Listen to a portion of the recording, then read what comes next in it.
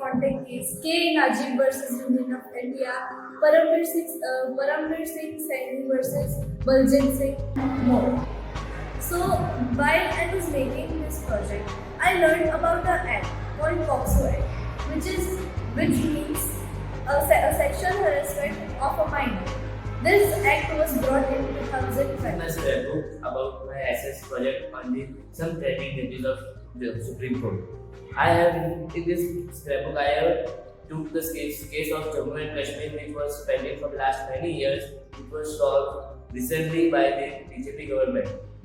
Because of that case, the Kashmir people were getting lots of problems and many problems related to the boundaries and that all. Now Kashmir is a union territory with Ladakh also. I have taken two cases. First one is Nirbhaya gang murder case and second one is Ram Mandir and Babri Masjid case. I got to know that in our society there are many evils, and to punish these evils there is a Supreme Court, and to solve the dispute between two religions also there is Supreme Court. Article 370, Ram Mandir case and Char Dham Yatra. From this project I get to know that we have the rights and we can use it also in the lower level.